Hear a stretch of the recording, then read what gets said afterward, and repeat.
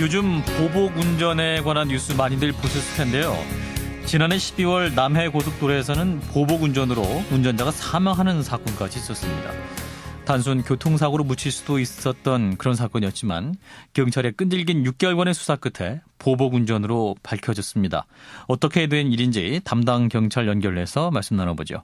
김해 서부경찰서 교통조사계의 박정민 계장을 연결합니다. 계장님 안녕하세요. 네, 안녕하십니까. 반갑습니다. 예. 자, 처음에는 단순 교통사고로도 볼 수 있었을 것 같은데요. 자, 당시 현장 상황 어땠습니까? 예, 당시 현장 상황으로 여행상으로는 단순 추돌 사고인 것처럼 이제 보여줄 수가 있었습니다. 예, 예. 목격자가 참고인이 있는데 참고인 진술이 다른 사고 차량이 운행하는 게 좀 의구심이 좀 생겼습니다. 예, 예. 계속 4차로로 진행한 게 아니고 차로 변경이 중간에 있었거든요. 예. 그 중간에 차로 변경이 있었기 때문에 단순 추돌 사고가 아닌 것 같다라는 그런 의구심이 생기기 시작했습니다. 아, 차로 변경이 어떻게 있었단 말씀이죠? 그러니까 가해 차량이 피해 차량을 계속 뒤에서 쫓아왔다는 말씀인가요? 그러면 피해 차량이 2차로를 진행하고 있었고 예. 가해 차량이 3차로를 진행하고 있었습니다. 예. 그러니까 피해 차량이 2차로에서 3차로로 차선을 변경하니까 예. 가해 차량이 피해 차량을 2차로로 추월해가지고 피해 차량을 4차로까지 밀어붙인 그런 상황이거든요. 17톤 대형 트럭을 가지고 예. 승용 차량을 4차로 상황으로까지 계속 밀어붙였습니다. 아, 17톤 대형 트럭이 승용차를. 네네. 그럼 뭐 이 피해 차량 입장에서는 굉장히 공포감을 많이 느꼈었겠네요. 네, 그렇습니다. 예, 예. 그러면 이제 목격자 진술도 있었다고 하시는데, 자, 그러면 보복 운전으로 판단하셨던 결정적인 증거는 뭐였습니까? 보복 운전으로 판단했던 거는 특채 대형 트럭으로 일반 승용 차량을 예. 무리하게 차선을 갖다 4차로까지 밀어붙였다는 그런 점. 예. 그 다음에 4차로상에서 극감속을 했다는 점. 예. 그 승용 차량은 다른 피할 방법이 없으니까 그 트럭 뒤에 설 수밖에 없거든요. 그러니까 4차선까지 밀어붙여갖고 어떻게 한 거예요? 그 가해 차량이. 가해 차량이 다시 4차로에 앞으로 가지고 예, 예. 뒤에 차량을 앞을 가로막았습니다. 아, 그래요? 그러니까 네. 그 앞에서 서버린 거예요, 트럭이? 완전 정차는 하진 않고요. 예. 시속 14km로 거의 정차하다시피 한 거죠. 아, 그러니까 이제 뒤에서 추돌을 할 수밖에 없게끔 유도를 했다? 네. 그래서 다른 피해 차량하고 그 다음 차량은 예. 그 상황을 보고 정차를 했는데 예. 그 마지막 차에 오던 트레일러는 그 상황을 미처 모르니까 예. 그 고속으로 가지고 그 차를 추돌한 겁니다. 그 추돌을 해가지고 연쇄 3중 추돌이 있었습니다. 그러니까 이제 뒤따라오던 차량들이 이제 이러한 상황을 미처 모르고 따라오다간 뒤에서 이제 추돌이 시작되면서 이제 사망사고까지 발생한 거네요. 네, 그렇습니다. 예. 처음에 사고의 발단은 이제 2차선에 있던 피해 차량이 3차선에 있던 가해 차량 앞으로 끼어들었고, 그래갖고 이제 이 트럭이 화가 나갖고 추월을 하다가 4차선까지 밀어붙인 다음에 앞으로 끼어들어서 트럭이 갑자기 속도를 멈췄는데 이제 뒤따라오던 다른 차량들이 상황을 인지 못하고 추돌 사고가 발생한 거네요. 네, 그렇습니다. 예, 그러면 주행 기록에도 이러한 상황들이 있었을 것 같은데 어떻게 기록이 남아 있었습니까? 그 100km 운행 중에서 예.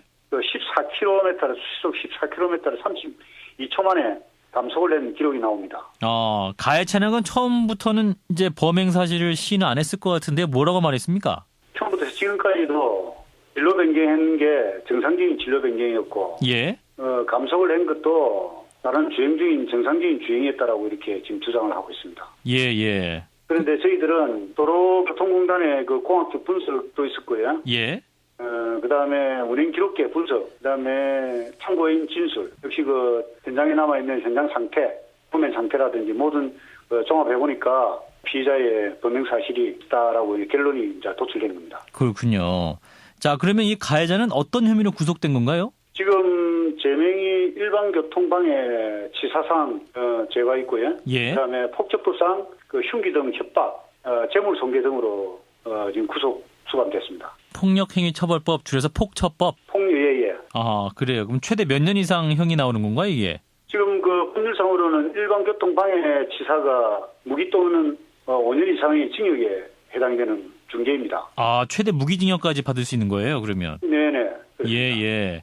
그럼 이 같은 범죄에 해당한다. 이게 크게 처벌받을 수 있다. 이거를 잘 모르고 일반적으로 이제 도로상에서 이게 좀 이제 화가 나고 그러면 또 막 의도적으로 이렇게 좀 보복 운전을 하기도 하잖아요. 네, 그렇습니다. 자, 이제 뭐 어제도 이제 경찰청에서 보복 운전을 강하게 처벌하겠다, 뭐 이런 보도도 있었습니다만, 자, 이제 네. 경찰에서 이제 신고를 하려면 말이죠. 이제 내가 네. 보복 운전을 당했다, 그런 걸 이제 입증할 수 있는 어떤 근거 자료가 부족해도 신고만으로도 이렇게 이제 어떤 처벌을 할 수 있는 그런 근거가 되나요? 사실은 저희들 보복 운전을 위협을 느꼈다. 예. 한다고 하면 지금 차들이 블랙박스라든지 목격자 이런 게 많이 확보될 수가 있을 겁니다. 그러니까 제 말씀은 이제 블랙박스 등의 증거 자료가 있으면 이제 금방 할 수 있는데, 이제 블랙박스 없는 분도 있을 거 아니에요? 네네, 그렇죠. 목격자도 찾기 어려울 텐데 신고를 하면 수사를 시작하면서 이제 그러한 관련 자료도 확보할 수 있는 거냐, 이런 질문이에요. 내 차에는 블랙박스가 없다 하더라도 예. 옆에서 같이 주행하는 차들이 그 블랙박스가 있을 수가 있습니다. 예. 예, 주변 차 그 블랙박스를 도움을 받을 수도 있고, 예, 그 번호라든지 차 번호라든지 저런 거 파악을 하셔가지고 저희들 신고해 주시면 도로상에는 다른 그 CCTV가 많이 설치되어 있습니다. 예. 영상 자료가 없다고 그러면 난폭 운전으로라도 스티커도 발부도 가능하니까 언제든지 신고해 주시기를 이래 바라겠습니다. 예. 교통상 발생하는 거의 대부분 다 감정 싸움이 예. 사소한 뭐 차선 위반, 끼어들기를 좀 방해한다, 예. 갑자기 끼어들었다라는 사소한 얘기거든요. 충분히 도로상에 이루어질 수 있는 그런 상황인데도 순간적으로 참지 못하고 어떤 감정을 그대로 표출하니까 보복 운전이 되고 사고를 유발하는 행위가 되는 겁니다. 예. 조금만 더 한 번만 양보를 해달라, 양보 운전을 하시라고 부탁을 드리고 있습니다. 예. 한마디로 이 자동차를 운전할 때 이 자동차가 흉기도 될 수 있다, 마음먹기에 따라서 그런 인식이 네. 제일 중요할 것 같아요. 네, 맞습니다. 그래서 저희들 법에서도 차량을 흉기를 보고 있습니다. 예.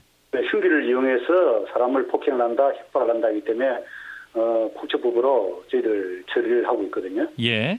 네, 그래서 이게 흉기를 다루는 사람이다, 안전하게 운행을 해야 된다라고 말씀드릴 수 있습니다. 예, 뭐 지금도 운전하시는 분들 많으실 텐데 나는 흉기를 네. 운행하고 있다, 이 사실을 기억하시고 그 네네. 사소한 시비로 인해서 보복 운전 네네. 뭐 이런 것이 서로 네네. 이렇게 발생하지 않도록 서로 좀 매너를 지키고 노력해야겠네요. 네, 맞습니다. 네, 말씀 여기까지 드릴게요. 고맙습니다. 네, 감사합니다. 수고하십시오.